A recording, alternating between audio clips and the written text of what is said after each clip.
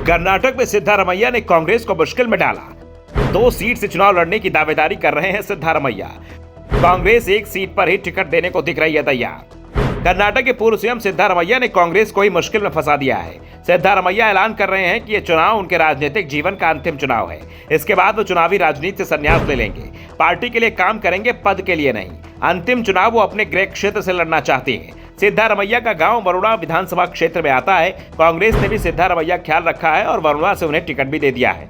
Varuna seat को सिद्धारमैया के लिए सुरक्षित माना जा रहा है। यहां अभी उनका बेटा डॉक्टर यतीन्द्रा विधायक हैं, लेकिन सिद्धारमैया ने कांग्रेस को फंसा दिया है। वो कोलार से भी चुनाव लड़ना चाहते हैं। कोलार सीट कांग्रेस के लिए बेहद महत्वपूर्ण है। 2019 में कोलार में ही राहुल गांधी ने मोदी सरनेम को लेकर भाषण दिया है, जिसके चलते सूरत की सीजेएम कोर्ट ने उन्हें 2 साल की सजा सुना दी।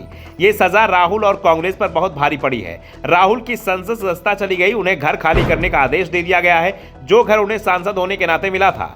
दिल्ली का 12 तुगलक लेन आवास राहुल गांधी खाली करना भी शुरू कर चुके हैं। वायनाड में राहुल गांधी के ऑफिस में लगा टेलीफोन कनेक्शन काट दिया गया है। यह कनेक्शन भी सांसद की हैसियत से उन्हें मिला था। यानी राहुल गांधी के खिलाफ सरकार की सख्ती लगातार बढ़ती ही जा रही है। तो राहुल गांधी भी सरकार से 2-2 हाथ करने को तैयार दिख रहे हैं। 10 अप्रैल को वो कोलार आ रहे हैं। एक बार फिर वो कोलार में चुनावी रैली करेंगे और सभी की निगाहें राहुल गांधी पर होंगी कि वो क्या कहते हैं। इस बीच कोलार सीट पर भी पेच फंसा हुआ है। सिद्धारमैया वरुणा के साथ कोलार सीट से भी चुनाव लड़ने पर अड़े हुए हैं, लेकिन उनका सबसे बड़ा विरोध कांग्रेस के अंदर ही से ही हो रहा है। दरअसल इस बार कांग्रेस ने कर्नाटक में किसी को भी सीएम उम्मीदवार घोषित नहीं किया है। प्रदेश कांग्रेस अध्यक्ष डीके शिवकुमार और सिद्धारमैया के बीच सीएम पद की दावेदारी को लेकर मुकाबला चल रहा है।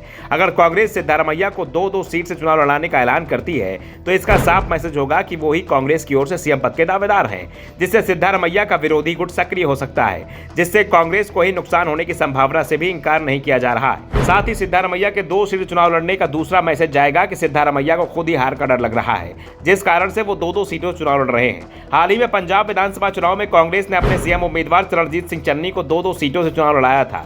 चन्नी दोनों सीटों से हारे, साथ ही प्रदेश में कांग्रेस की सरकार भी चली गई। दूसरी ओर सिद्धारमैया के डर का एक और कारण भी है। 2018 में जब कर्नाटक में विधानसभा चुनाव हुए, उस समय प्रदेश में कांग्रेस की सरकार थी। सिद्धारमैया राज्य के सीएम थे।